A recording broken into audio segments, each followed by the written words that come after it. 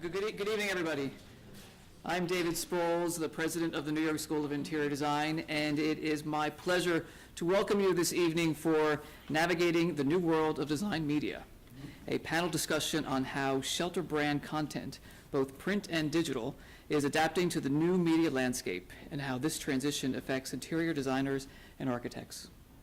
Tonight's program is the first of the college's fall 2017 public programs, which features some of the most respected individuals in the field of interior design and architecture today. I hope to see many of you at future programs, and I'd also like to thank the New York Metro chapter of ASID for co-sponsoring our lecture series. So, this evening we are fortunate to have two industry leaders with us. Margaret Russell, editor-in-chief of Gallery magazine, and Carl Delatour, best-selling author and editor at Rizzoli. As the former editor-in-chief of Architectural Digest, Margaret Russell spearheaded an award-winning redesign of the magazine and the relaunch of its website, arcdigest.com. Prior to joining Architectural Digest, she helped found Elle Decor in 1989. During her tenure there, she created elledecor.com and produced the best-selling Elle Decor book series. A testament to her design and architecture expertise, Margaret sits on the advisory teams and boards of many organizations, including the Obama Presidential Center, the Philip Johnson Glass House, and the John F. Kennedy Center for the Performing Arts. Most recently, she was named Honorary Dean of the School of Building Arts at the Savannah College of Art and Design, and she also has an honorary doctorate from the New York School of Interior Design. Carl Delatour began his career as a textile designer. He opened D&F Workroom in 1997, which manufactured custom home furnishings and later founded C.J. Delatour Textile. He has worked extensively in magazines, writing for House & Garden, Martha Stewart Living, and House Beautiful. A respected and best-selling author, Carl has published a number of books, including Interior Design Masterclass, 100 Lessons from America's Finest Designers on the Art of Decoration, an encyclopedic survey of contemporary decorative practice. Actually, Carl, you were here recently. We had a panel discussion on that topic, right? Be on the lookout for his next book, Garden Design Masterclass, which I am sure will become another instant classic. So please sit back and enjoy. For those of you who have questions, there will be a Q&A after the discussion. And I want to thank Margaret for bringing the latest issue of Gallery, which all of you can take home afterwards. They're on the table in the back. So I will pass the floor over to you two. Thank you. Thank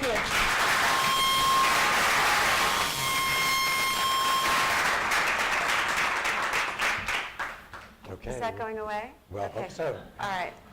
Hi, thank you, David, very much for that introduction, and to the New York School of Interior Design for hosting us this evening. I want to thank you, Margaret, for agreeing to be part of this conversation, and thank everyone here for joining us for what I hope will be an interesting conversation about media. So, Margaret, first, congratulations on being named editor-in-chief of Gallery magazine. Thank you. And for the release of the third issue, which David said is indeed on the back table. It features Michael Smith's New Madrid home on the cover. It's really spectacular. You can take one of those with you tonight. As most of you know, and David said, Margaret was the vice president and editor-in-chief of Elle Decor from 1989 through 2000, and then from 2000 to 2010, the editor-in-chief of Architectural Digest. No, 2000-2010 Elle Decor, excuse me. It's the details. It's okay. Right.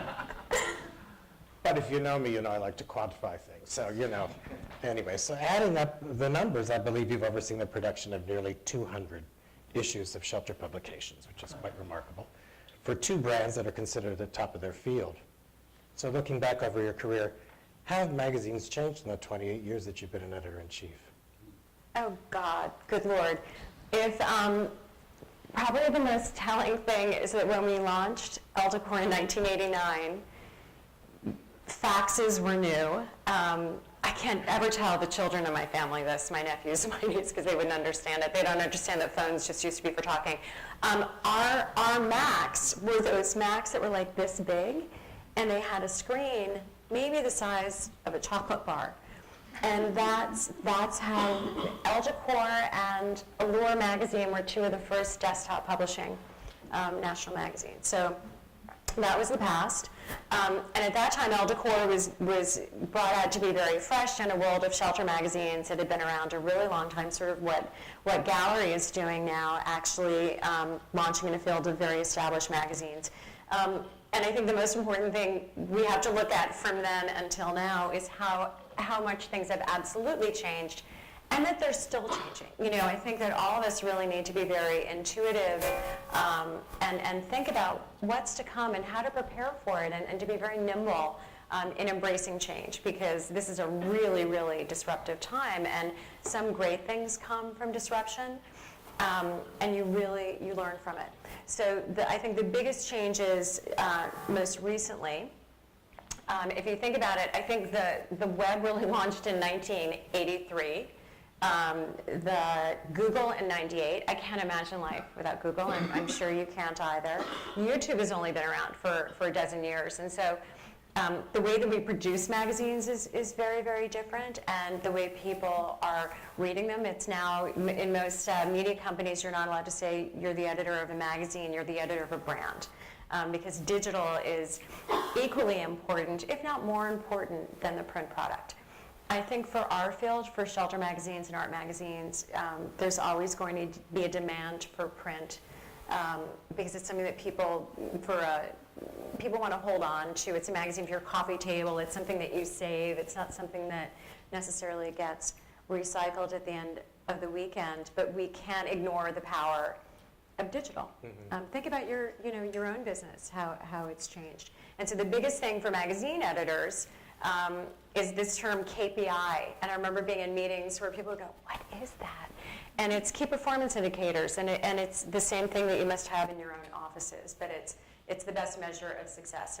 And for web traffic, for digital editions, all of a sudden the content that you created had a quantifiable, you love this, a quantifiable result. Engagement, clicks, there are metrics of success. And it's completely changed the way that we do things. There's so many more voices out there. Think of the popularity of all the design books that are out there now, like yours, blogs, social media, streaming video. So magazines are still strong, but they have to fight harder to have that voice and that power and that influence. And there's one thing that I think everyone in this room would understand, but my predecessor at AD, Paige Rents, is a legend in our industry. And, she's fierce. And most designers I know were scared to death of her. And if I said I wanted a project, they'd be like, oh, no. It's like we could hardly be seen having breakfast. Because she was so powerful for Architectural Digest that if a designer wanted to be featured anywhere else, she would excommunicate them. If they dared to be published, there were only a handful that I was allowed to publish at Elle Decor somehow. And she even wanted to control the things that she didn't want. That was so powerful. And I don't think that Paige Rents would be able to have that power today. I don't think anybody does. And I think it's a much more egalitarian platform, and designers have their own websites. There's so much more that you can do. So sorry, 28 years in a nutshell of where we've come from Max. It's fascinating, really. And so there's this idea of the difference between digital content and print content. And there's, I don't know if you're scrolling through Facebook and seeing what's coming up on some shelter publication websites. It's decidedly different than what you find in print. What's going on there? Well, websites need content and need people going to them on a constant basis. It's that's why it's called the beast, and they tend to be very celebrity driven. Or service skewed. It's often a different voice in the magazine. I think print is powerful. Print is also memorable. More memorable than the web, even though the opportunity is endless for digital content right now. From experience, print is a great deal of attention is paid to editing and copy editing and fact checking. And in digital, you're not allowed to do that. I remember the editorial director of Condé Nast, Tom Wallace, saying to me, take the word perfection out of your vocabulary, Margaret, right now. And not for print, but definitely for digital. It's fast. And so the good thing is you can also make corrections very quickly, Right. but it's really, it's got to be of the moment, and in order to have the scale that you need to really make money at it, you put up a lot of things that are not necessarily on brand for your print magazine. Yeah, I have a friend who writes a theater review blog, and when I read it, sometimes I think to myself, the grammar is really poor, and the punctuation is bad. But then there's a whole sort of faction of people who say that makes it personal. It's as if it came from a real person who's sitting there punching it out on a keyboard. It's so curious. Oh, I think that's sad. I don't think. Really, Carl, I don't think that's right. I think especially for print, we should always aspire, in everything we do, in everything you do, we should aspire for the best. Oh, And I agree. get it needs to be fast and you need to get out there, but I find there's a lot of stuff on the web that's naive. From experience, there were a lot of great, energetic designers who were writing about things when they didn't really know who David Hicks was, things like that. So I think that's why schools like the New York School of Interior Design are so important. I think teaching yourself as much as educating yourself from wherever you can, whether it's auction catalogs or something else. I'm always suggesting for my staff to go to museum shows and do different things to learn, because once it's online, unless somebody catches it and says it's wrong, it's not going to get corrected. Right. So they might say you're 28, in an article, and that will just be up there unless Well, somebody we'll be lets them happy to know. hear that. So how can a designer protect their brands with content that's posted on websites? It starts before you're even talking to a digital editor. It starts with your clients and your lawyers. It starts with the agreements that you forge when you first take on a new project. And you have to make sure that you have permission to post things online, or you could end up in a lawsuit, because there's little control that you have once you give something to a magazine, or to an e-commerce site or something like that. You've got to be vigilant about making sure that things are right and that credit is given to photographers. And it doesn't, I don't mean to make it sound like it's a terrible, deadly negative thing. It's a great thing to be out there in the digital world, but there is not a lot of control about it. And so I think that you need to assert the control and be careful about what you're giving, who you're protecting, whether it's your client's anonymity, making sure your photographers are credited, things like that. Make friends with digital editors. If there are mistakes in captions when they publish your work, ask them to change it. They can do it immediately. Make sure that they're linking back to your sites when you're up there. And also, one of the ways that magazine websites drive traffic now is with, they call them home tours. But it's projects that you would do where you provide the work. They usually, the film, they usually aren't photographing. And it's another way of putting up projects, to a larger world, where maybe they might not have been published, but it should always be something that you really feel secure about and you feel is polished film. It's another way of doing that. But remember that if you give a home tour, if you give a project to a magazine's website, you're basically shutting the door and having it published by a national magazine. Certainly not regional magazines or maybe newspapers or parts of a project. But most magazine editors I know won't run something that's already run as a home tour someplace else. Okay. So on the subject of interior design websites, do you think there are guidelines people should be aware of, key points to keep in mind when they launch a website? I was talking about websites the other day with a friend, and she said if you don't have a decent website, it's like being in business without a business card. And because magazines have shrunk a bit, because the magazine business has changed, because apps aren't as, everybody was doing an app for a while, people have app fatigue. Your website is the most powerful public aspect of your business. I can't imagine any prospective client is going to contact you if they haven't Googled you and looked at your website. So it's something to invest in, more so than many other things. And you should invest in it to a point where you have people on your staff who understand coding and can update it. It needs to be fresh. Think of it like a magazine website. You don't have to have celebrity content and update every 10 minutes, but it needs to be fresh, it needs to change, it really needs to represent what you're doing and who you are and your aesthetic. I spend hours on designers' websites for what I do, and the two most important things that I think are often missing are a really strong homepage with your logo and your brand identity, and also a way for people to contact you. Contact is often in what they call the hamburger, that little thing with 3 lines, in pale letters. People need to contact you, people. Like that's why it's there.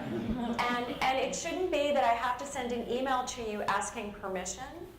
Unless you're dealing with mobsters, what's the big deal as to letting people onto your site? If you've already cleared it with your clients that their pictures can be up there, then it shouldn't be that big a deal to get on. And just be careful to make sure that you're not giving away the location of a property or being too specific in naming, Blackberry Farm or something like that. Document your work. Take before pictures so you have a true archive of what a project has been done. Use a font and color palette that really fits the aesthetic of your business. Don't use Flash. Flash is deeply annoying. It doesn't really work on mobile phones. Make sure your site is optimized for mobile. All of us are on our phones. That's where they're going to find you. But your website is the most important part of your business besides your creativity and the talent of your staff. I say to people when I talk about this is that you never have a second chance to make a first impression. When people land on your website, they're getting it, and they're getting one impression. And if it's not great, it's not great. So does it benefit a designer to have, this is a good question, does it benefit a designer to have a portfolio? Carla, you're so great. You're right. Does it benefit a designer to have a portfolio on Houzz or other e-commerce sites like Daring Hall? Maybe. You guys can tell me. I think Houzz and Daring Hall and e-commerce sites can be great sources, and they're really searchable, and there's a ton of content up there. No one has ever told me that they either hired a designer or that they were hired because of their placement on a site like that. It doesn't mean that it's not effective, and I think especially for product, they can be very effective. Mm-hmm.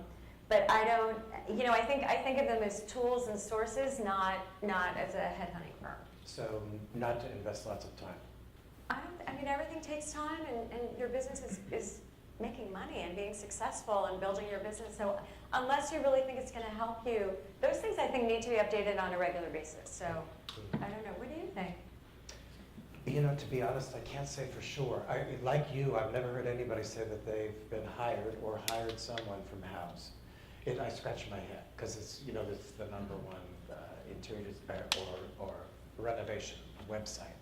It has the most traffic. I think it has a Google page rank of 7, and still I scratch my head because I'm not really sure what's going on. And maybe it's because we live in this microcosm of New York where everything seems to be superlative. That's probably, I think that maybe we're a bit jaded just because of actually where we're sitting in the New York School of Interior Design and our lives here, and probably in other parts of the country it is an amazing tool. Right. But those people aren't telling us, they're not lying on the ground that they were hired by them. Right. So I think wherever there's opportunity to be getting your work out there and to be in front of the eyes of more people, the better. Right. So in getting in front of more people, do designers really need to invest in public relations firms to get their work published or to extend their brands? Are there any PR people in the audience? Yes and no, actually. I believe in hiring experts, and I think having a PR firm can be enormously helpful. It can also be expensive, and sometimes if you're doing a project or launching a book or something like that, I absolutely recommend getting help. Also, PR people can almost be like a business coach in some aspects, and sort of helping to guide you through a licensing process or something else. They can help with social media. But you absolutely do not need a PR person just to get published, either online or in a magazine. If you want to be on TV or in Page 6, you need a PR person. To be in front of the design editors, no. And just remember that at magazine brands now, often the digital team is a completely different group of people. I think at the Hearst magazine, certainly, it's a different group of people than the print magazine editors who you might be seeing at events and in High Point and in different market things. And so, get those names from the masthead, or look at, names and the bylines, and try to forge relationships with them, because they can be really, really powerful for your business. That's a shift in the way things were done, the paradigm, in that public relations firms used to pitch you projects, and now people have direct access to you. Well, part of it, I think, is just the speed that we do our business. I mean, in the past, somebody would ring you on the phone, and what do you think of this? Well, get back to me, and then 2 days would pass. Now, it's texting, it's email, and so I think we just need to be more fluid in what we're doing, and PR people are very smart people, and they need to adjust to that business change, as magazine editors have. I think it's really a thing about speed, and like right now I'm looking for houses to shoot with changing leaves coming up, and you just want to know, you don't have time necessarily to have a middle person going back and forth. Just, get up, pick up the phone. Right. So. All right. Interesting.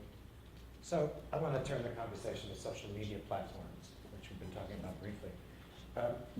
They make up the bulk of the time that we spend on the internet.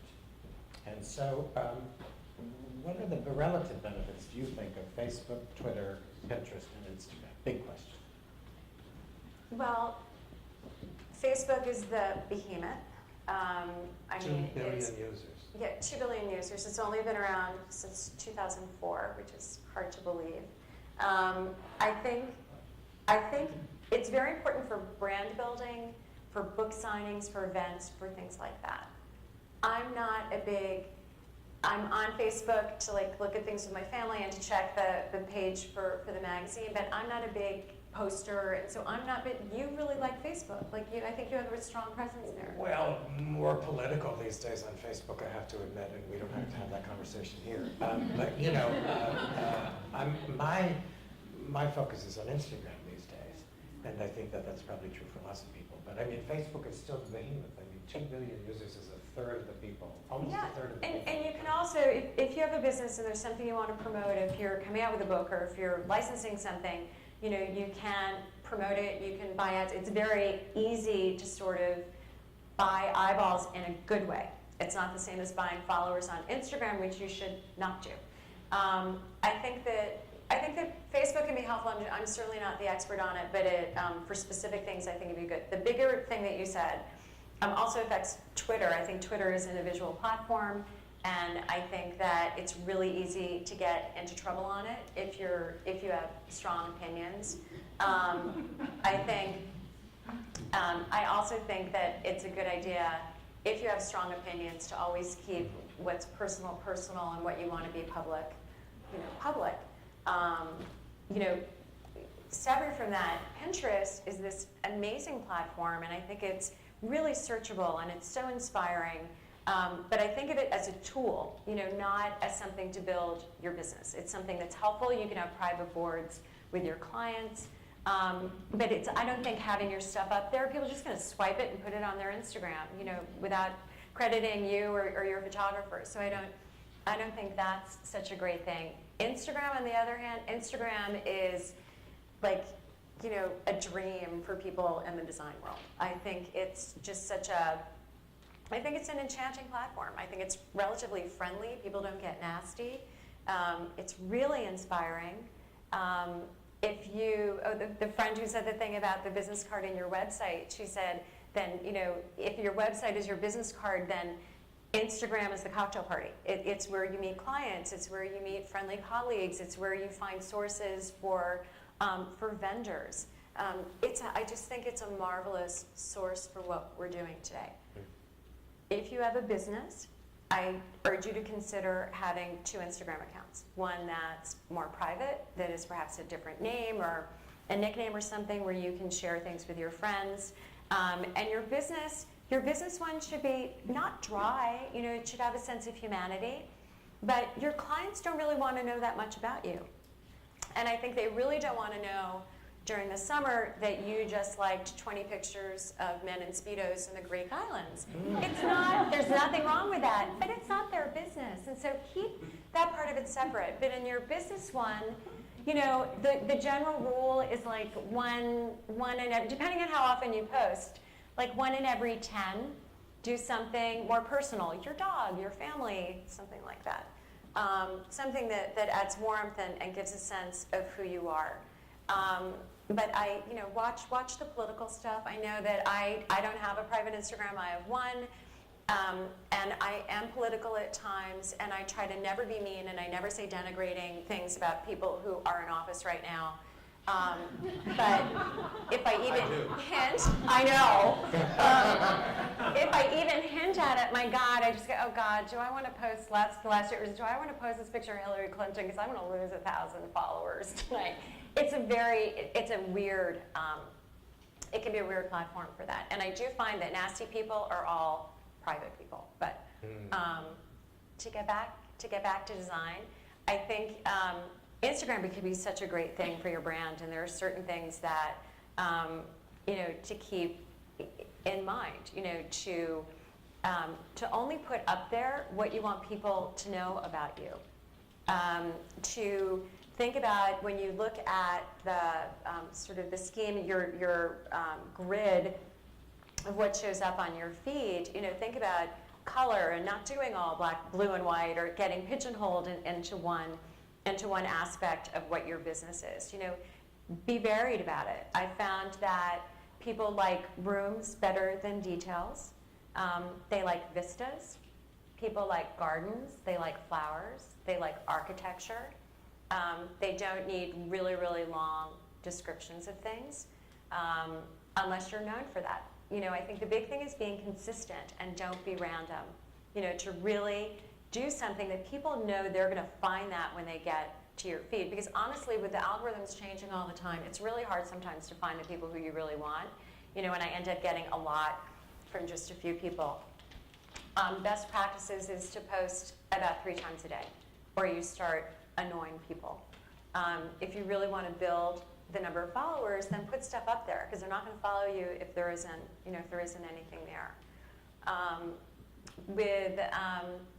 I know people who've really built their following from nothing to tens of thousands by following people that they think are interesting, that are in their sort of design aesthetic, looking at who is following those people, following them, look at who those people are following them, and then engaging, liking pictures, making comments, making positive comments, becoming more of a presence on the platform. Instagram by some algorithms sort of picks, like you might show up in comments on mine because I know you and I've liked things. Then your name or your firm's name shows up on a regular basis in design or architecture, art-oriented feeds. And that's a really good thing for you. Watch, the private thing follows into who you follow as well. Clients might look at who you're following and who you're commenting on just to get an idea of, are you in sync, and would this be a good working relationship? What else do you think? It's a concerted effort. Yeah. I broke my Instagram into business, and I do have one that has me in Speedos on the beach. And I can tell you that handle later. I do. Anyway. I didn't know about yours. But no, a lot of people, listen, it's part of life. But I don't, it's not part of your business. It is not. It's absolutely not. So some statistics. What you find out at the New York School of Interior Design. I know.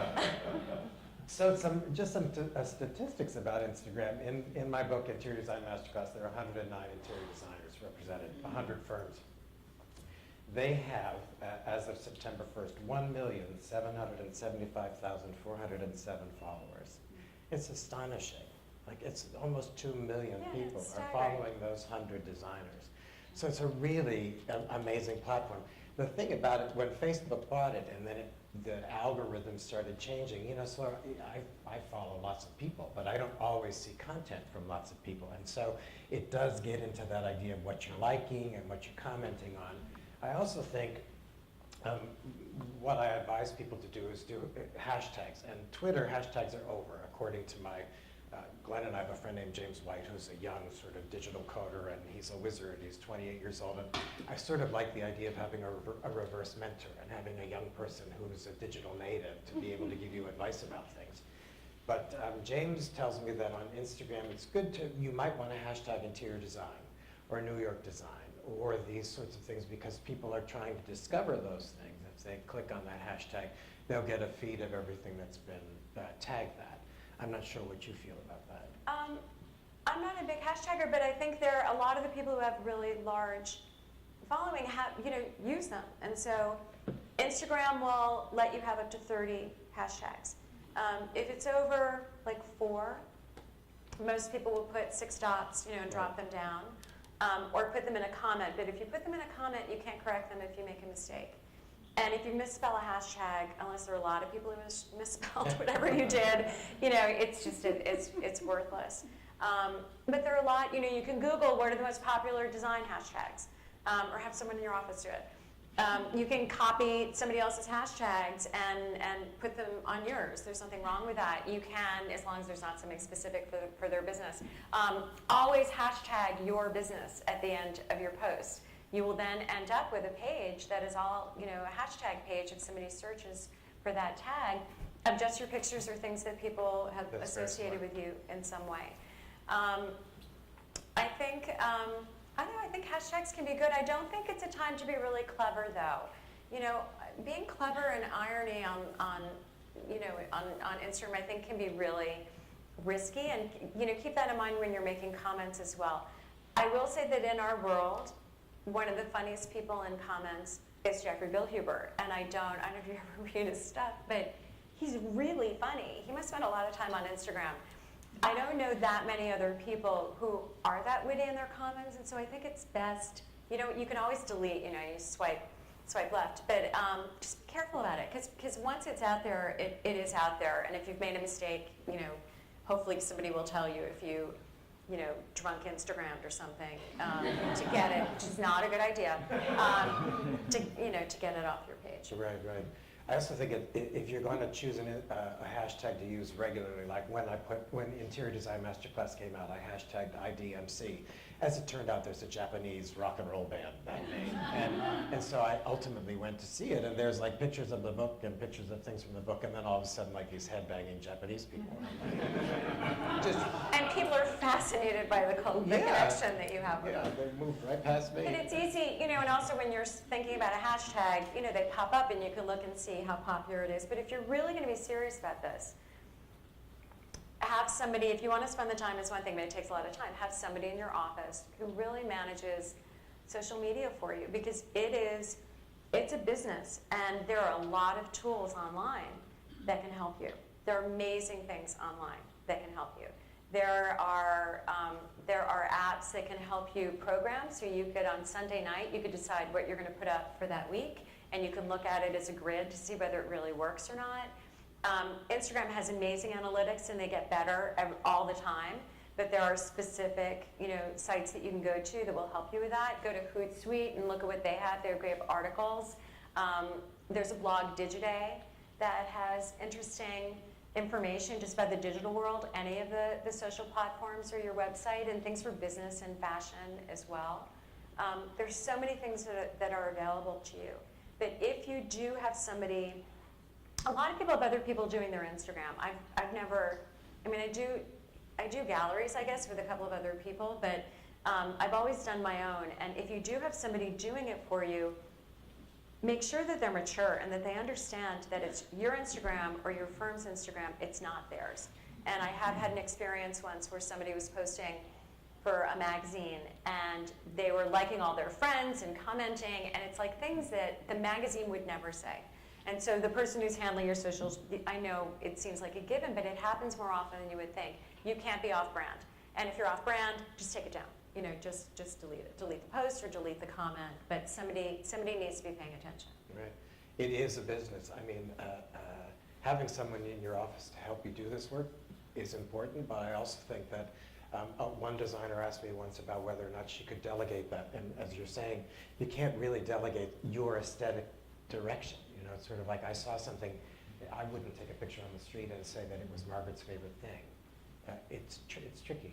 It is, but if somebody, especially if you're posting images from your work or different things, I think that's really, I think that's fine. I think you should all be on the same page about that stuff.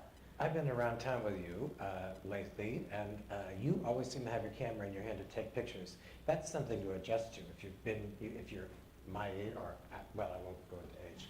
But 28. right, yeah, exactly. In a Speedo.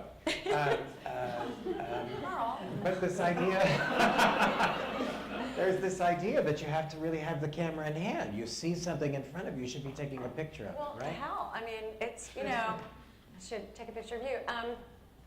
We're in a creative field. You never know what you're going to see. Now, I'm not somebody, by the way, unless you're a gourmet chef, don't take pictures of your food. It's like, those days are over. It's just uninteresting. But there are things like I remember sitting at the Kennedy Center and looking at, they have these beautiful, beautiful Lobmar chandeliers and some of those, look up, take a picture, and use the apps to I don't like doing fake things, and don't Photoshop yourself too much. There are a lot of Photoshop people online right now. But you can improve the lighting, you can just have it look realistic, but you can clean up pictures and they can be really beautiful, even if you're in a taxi going down Fifth Avenue or something. Right. So you have, as of this day, 81,000 Instagram followers. How did you get there? I don't know. I know that I started September 2013, and I was really excited when you get to 10,000 and they stop, they change the way that they're noting them. It's a funny thing. I don't think about how many I have or I don't have, and I don't. For a while, I had those apps where who followed you and who unfollowed you, and I would take it rather personally. It's just what happens. Don't get obsessed with that stuff, especially about politics. I learned to just cut it off.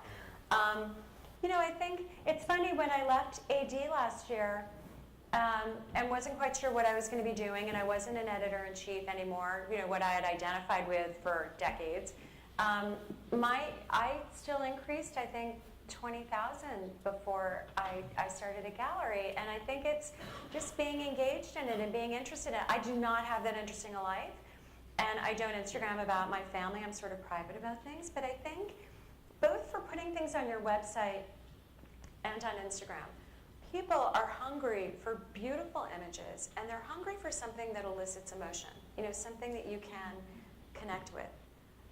Especially because we're on our phones all day long and in front of screens and barking at people. You want something that grabs you, and that's what social media can do. That's what Instagram can do. Mm. So this idea of followers, you talked just briefly about the idea of purchasing them. I know you can go online and you can buy 1,000 for $15 or whatever it is, and then, Really? seriously, and people do it, yeah. And then they fall off 3 days later because they're being paid to follow, and it's a really bad idea. You have to happen. It has to happen organically. You can tell if somebody doesn't have an enormous number of followers, but they have a huge number of likes. Then people are bots. People are buying likes and things. Really, life is short. I focus on something else. It's not going to bring you money. I don't understand that. Sorry. No. Maybe it's a great thing, and I'm just behind the times. But Yeah, I don't. sure. I think it's fake. So, design industry blogs. There's certainly no shortage of them, right? Is there a place in the design industry for blogs, and what makes for a successful one? It takes time, and if you're a gifted writer, gosh, go to it. Have a blog, and if you can take decent pictures. I'm surprised at the number of blogs that there are out there. There's some that are incredible, and that I wonder how they sort of keep all the pictures straight and catalog things, and like fall neutrals. They're really beautiful, and especially if you don't want to get out of bed, you can get stuck on them. You got to decide if you're going to be a designer or a dilettante. How many things do you really want to be involved in? And social media can take a lot of time. Blogs are even more serious, because you shouldn't be doing it if they're not well written and if they don't look right. And there are some blogs that have so many spelling errors and things in them, they are not good. They're not good for your brand. Right. If it's also sort of, if you really want to do it, you should also try to connect with a magazine that will post your blog, So it's more discoverable. Magazines are desperate for content.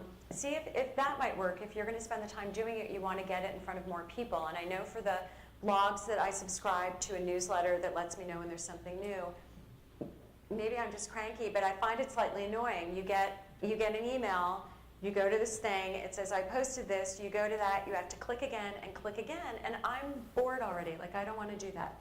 So I think if you want to do it, you want it to be worthwhile, you should find the best platform where you can also be visible there. What do you think? Do you have a blog? I Sorry, did. Carl. That's how I sort of reinvented after the recession. I started a blog because I just wanted to figure out what was going on in digital media, and I bought some books and began studying, and that's how I got to Interior Design Masterclass. Actually, I was writing a column on my blog called Masterclass, and I would go to meet some designer who I knew who used to buy my textiles, and ask them to teach me something, and I would write it on the blog, and then my traffic went through the roof. And in studying metrics and all of that, I came up with the idea for the book. But like, how would you get new people reading it? How would people find out about Well, it? that takes you back to Facebook and promoting content. Because on Facebook, there was a time when Facebook wanted you to pay to have followers and then to pay to speak to them. And then they shifted things about a bit so that you don't have to really pay to have followers, it's not so important, but you have to pay to promote the content to somebody. And so I did. I set aside an amount of money and I kept promoting the content. And then you also leverage other people's social media footprints. So Robert Couturier, in particular, I went and had a conversation with him about print media. And I put it up on Facebook, and then he put it up on Facebook, and then people started sharing. But that's like you say, blogs are an enormous amount of work. That's also, you were doing that, that was several years ago, and before, Instagram's been around, I don't know how long now. Oh, 2010, I think, Okay. 7 years. It's a different, things have really progressed, and I think it's a different time. There is something marvelous about blogs, though, that can be very helpful to your business, and that's that personal voice. So even if you have this very business-like website, it's not a bad thing to have part of it, that is a little bit warmer and more engaging, and, what Carl loves or something like that, things you see in the market, things in your travels, things that your staff has done, name something, but it can be like a place on your site that is warmer and gives a sense of that there are real people working in that office and what the atmosphere is like. So I'm not necessarily anti-blog, I just think if you're going to do it, it needs to be done well. And an option for not doing something that full-blown is having something on your site that's a much more casual version of it. Okay. So finally, I want to talk for a bit about book publishing. With the advance of digital content and e-readers, do you feel like paper volumes are still relevant? Oh gosh, books are always going to be relevant. I think in a way books are even more relevant now because there are fewer magazines. A lot of shelter magazines have closed in the past decade. Some have cut their frequency. They're running fewer well stories. There are fewer ways for a designer to publish really beautiful work. And it also makes me sad that there are houses, nobody's really documenting the amazing houses of our time in a way that they used to be documented because everybody's so concerned about security. And you put something in a magazine and then it has to go online. And people are worried about their families and if they're in big businesses, and I totally understand it. And editors don't love anonymous stories because they can be sort of boring. All the text is like the client, the wife, the husband. But I understand anonymity and the need for security. And so when designers do books, we do a monograph, it can be a fabulous way of really documenting your work and being able to control it without any pesky magazine editors, changing things. It can be expensive though. Right. And different publishing companies have different arrangements with designers. Sometimes there's an advance given. Sometimes designers are really funding their books, and they can be frighteningly expensive to do. But all you need is one, key client who comes from that, and the book is more than paid for itself. I think that if you're going to do a book, there really needs to be a good reason to do a book, and then put your all into it. Make sure that you're really, don't just add to the noise, like make sure that you're really telling a story. You're doing something that really represents your brand, and then it is adding something to our design world. I mean, Carl, tell me about your experience, because I think your book was really different from anything else, and I refer to it all the time. I think it's a marvelous book. Actually, tell us how it got going. Well, so, as I said, I started the blog and started writing about design, and I also was writing about what I was learning about content strategy. There's a book that is 5 years old now by a man named Michael Hyatt called Platform, which I sort of studied, and it was about crafting well-written but interesting content. And in the book, everyone has 750 words, and people ask me, how did I come up with that? The truth is we read 200 words a minute on average at a 65% comprehension rate. And the closer you are to the material, the higher the comprehension rate goes up. So with 750 words, it was a 3 to 4 minute ask, which is about what people are interested in terms of time. And that's why people had that 750 words in the book. It's also non-sequential, so someone could open that book and read what Bunny Williams had to say about comfort and close it and come back later to read what Victoria Hagan said about light. And so it wasn't sort of a challenge to them, and that's the way we consume content, and people refer to it as snackable content. And the challenge for me and for most people is how to get snackable content that's healthy eating, right? Because it can't be, Cheetos. I suppose it could. But, and that's what guided me in the book. And what I went to people and said was, look, could you identify the one idea? You have a subject. Tell me what one idea that you want the reader to take away. And I still think that's a really good thing in terms of writing. It's your audience. It's really not you. If you're in service to the person who's reading something, it's going to have value and longevity, I think. It was one of the most fascinating experiences in my life. And I mean, it was born from me losing my textile company in the recession. But in the end, I went to design school in a way that, unless you come to the New York School of Interior Design, most people aren't, I went to design school in the most unorthodox and an incredible way. I mean, there I am sitting with people in their offices and they're telling me about their world and their ideas. It was so interesting. And now it's led to other books. Well, yes, Garden Design Masterclass is out in the spring of 2019. Same book, 100 gardeners, soil, sunlight, pathways, roses, blue, whatever they want to talk about. And how many designers do you have so far? 37, the guy who likes to quantify things. Yeah. So if you know any really talented garden designers, there's someone you who's can message me on Facebook, absolutely. So, that's all the questions I had for you, but I thought we might ask the audience if anybody had a question I'd like to ask Margaret Russell this evening. Or Carl. Yeah, Glenn. How much time do you spend? I mean, you're a busy person, but how much time do you think you spend in an average day either booking or posting? Honestly, Yeah. it's funny. Probably taxis and things like that. Ultimately, probably about 45 minutes. Because I find sources on it. I'm not just looking at, I feel that it's part of my business. What's funny is when we're closing an issue, and galleries are quarterly with a very small staff, and so closings get to be sort of intense. I've had people direct message me saying, like, Margaret, are you all right? You haven't posted. Because there's sometimes I won't post for a week because I can't even think about it. And I believe in quality and not quantity, so I'm not somebody just to, take a picture of your shoe because you've got great shoes on or something. I'm trying to be thoughtful about it. I don't know, is that a lot of time? I don't know. No, do people do a lot more than that? Really? How long? How long are you on social media? Could be from morning till night. From a day. It's amazing you didn't come tonight. Hold yourself away. He's been on his phone the whole time. I would say from the time, when I first look at my phone in the morning to the time I go to bed at night, it could be 2 hours. Maybe I need to talk to my shrink. Maybe I'm in denial. I don't know. I don't think I spend that much time because I'm antsy. I don't know. And the statistic is actually 2 hours and 44 minutes a day is what we spend online.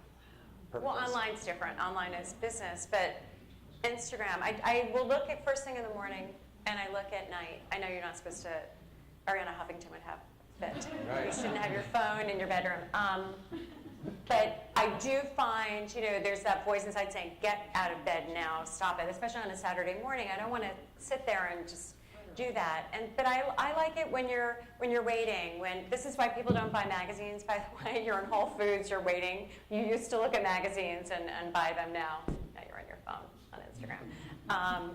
I don't know. I'll let you know. I'll time it and follow up with you to tell you if I'm fibbing. Another question.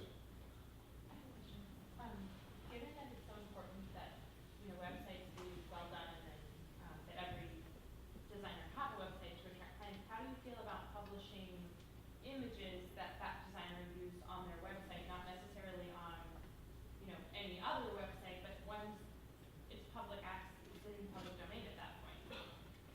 Because earlier in the conversation you had said that once you publish photos on someone else's website, you're giving up your chances to be printed in a national publication. As a designer, if you do a home tour in general on a site, another magazine isn't going to print it to pay because it's expensive to publish a magazine if it's already online, if it's already out there. Regardless if it's on your own site or anyone else's. We actually usually ask designers to take something down for the time a magazine is up. And it's funny, things change though. I don't know if you just don't want something to seem ubiquitous or that you've really seen it everywhere, because sometimes there really aren't that many ways to shoot one room. I don't know. It's one of those things that I might be rethinking, because it's not, and clicks aren't necessarily always a revenue driver. It's something. I know it's a good question. I don't know that I necessarily have the answer. What I do care very much about is crediting photographers and crediting other designers. I'm shocked at the number of people on Instagram who will post something and not say, this is by so-and-so. So that idea, I have I did hire someone from house. Oh, you did? Yay. Okay. Okay. so when that, Was it good? Say that anymore. It was great. Okay. I stand corrected. No, not Informed. I now know someone who did. Okay. so when a photograph is out in the world, I mean, people have those little social icons that pop up over images that you can share it on your Facebook or Twitter. I mean, there it is out in the world, not connected to a photographer anymore. That's really problematic. It's hard. I think in a perfect world, you credit everybody you can. I mean, every magazine I've worked at, I've insisted when we launch a site of watermarking the images that we own. But like in a home tour, the magazine doesn't own those, so they shouldn't be watermarking them. Or watermarking a picture taken at the Ritz or something that we didn't necessarily shoot. I think to do your best to credit a photographer, and especially if it's a vintage image, if it's something, Cecil Beaton or something from 1940, you can Google, you can find out what something is, but credit the creative talent who spent time doing something. That's good advice. Question? Dennis. Okay, well, I'll ask, and then you can ask another. So the latest issue of the magazine is really beautiful. Thank you. Yeah, it's a really lovely. So how are you positioning the magazine? How do you sort of describe and sort of present the magazine these days? Gallery, for those of you who haven't seen it, there are some copies. There are some copies out there. It's a quarterly, and it's positioned at the intersection of art and interiors. So instead of being just an art magazine or just a shelter magazine, it's really the intersection of both. And so every interior that we feature either has an art collection in it, or it's what I would call artful living, something with a lot of pattern or really strong design to it. So it's about design and decorating. It's about architecture, but it's also very much about passion for collecting, and it's emotion. It's what goes into a house and why somebody collected it. We will publish things that are anonymous, because many collectors don't want to be named. but they're also, for everyone who doesn't want to be named, there's somebody who is so proud, of what they've fallen in love with, and they want to share it. And so it's been a delightful. I left the magazine world last spring, a year ago summer, and I didn't think I wanted to do magazines again, and this landed in my lap, and it's a treasure. Well, you've done a beautiful job. Oh, thank you. Yeah, Thank you very much. So you're on the pulse. What I'm going to say, you're on the pulse. What do you forecast in 5 years, both in print and what might you imagine will happen in the digital universe? Oh, it's all going to be different. I'm actually just terrified of self-driving cars. I don't get it. I think if you think about what has changed just in the past year, if I think about my own mindset about magazines and protecting homeowners and photographers and different things, it's been a sea change. I hated the idea of home tours, but I absolutely understand it's a way for designers to get more work out there. It doesn't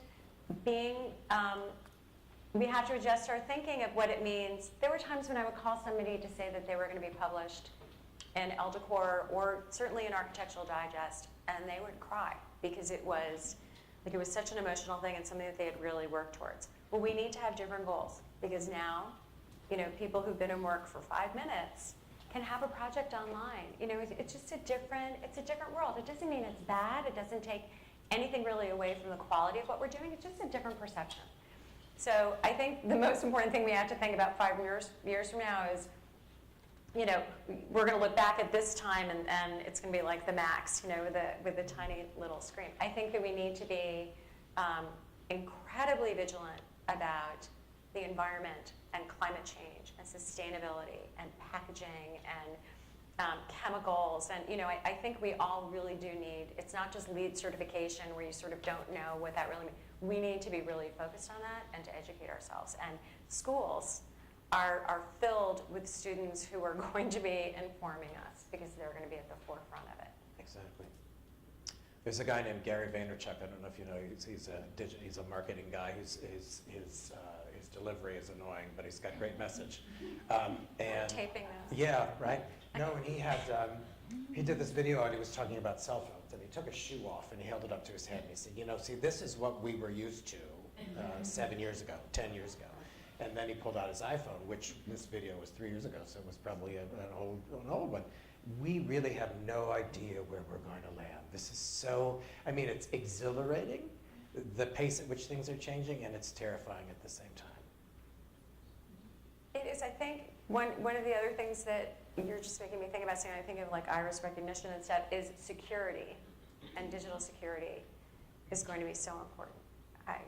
Because it can be really daunting if you think about the information that's out there and the information that somebody can get, and that we're really not protected. And I think we have to think about building things into your design businesses for your clients, so that they can trust you and know that you're protecting their information and their credit cards and financial data, things like that. Yeah, Mark Cuban talks about that a lot too, that we're going to have to build security. I believe you had a question. Yes, I apologize if this is common knowledge, but how do you get permission to photograph someone's home? I assume it's something more involved in like a verbal agreement. You mean as a magazine? Yeah. It happens both ways. Sometimes houses come to us, a designer or a homeowner is presenting it. And other times I sit next to someone, or Lisa Cohen, who is our founder and editorial director, sits next to someone at a cocktail party or a dinner on South. They have a great house, and we invite ourselves over and try to torment them into letting us shoot it. It's not, some people love to have their houses shot, other things are more of a challenge. But the big thing is, it is permission and contracts are involved, and it's it's a lovely thing, but also there needs to be a serious side of it. So we'll take one more question. So I'm a fairly new designer in the design world and have high goals of hopefully being published one day. So as an editor, what do you normally look for in publishing, I guess, an up-and-coming designer's work? I don't know if the gallery is going to be looking to do that, but is there any tips to kind of set yourself apart? What an excellent question. That is a good question, and galleries always looking for great projects. It doesn't matter if you're 28 or or older.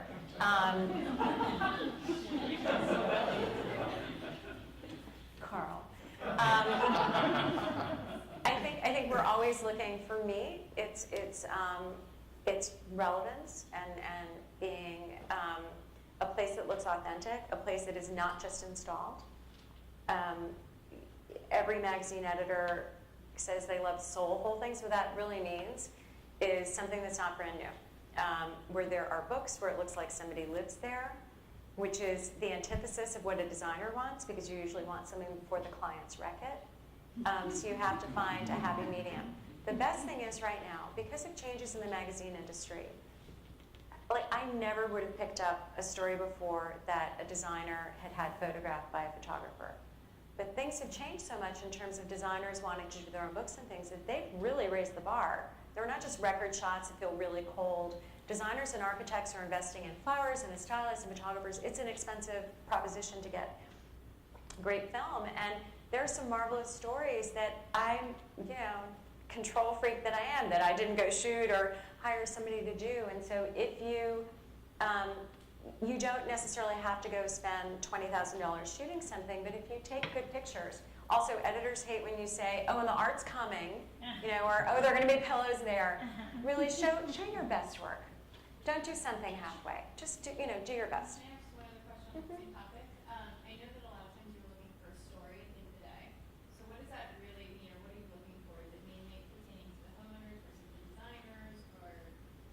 Everybody likes stories. It could be anything. What I don't want is to hear that this is the client's 6th house and they spend maybe a week in Aspen and that's the house and it really needs to belong in the magazine.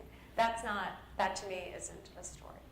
But if Aspen is where the wife's family went every single winter when she was growing up and she'd always seen this hill and wanted it, that's the story. It makes an interior come alive, especially if people aren't in it. And I don't think people need to be in every picture. It makes you feel like you're in that room and you can imagine that life. And that's what you want your clients to feel when they're looking at your work. All right, well, I want to thank you, Margaret, again for being here with us.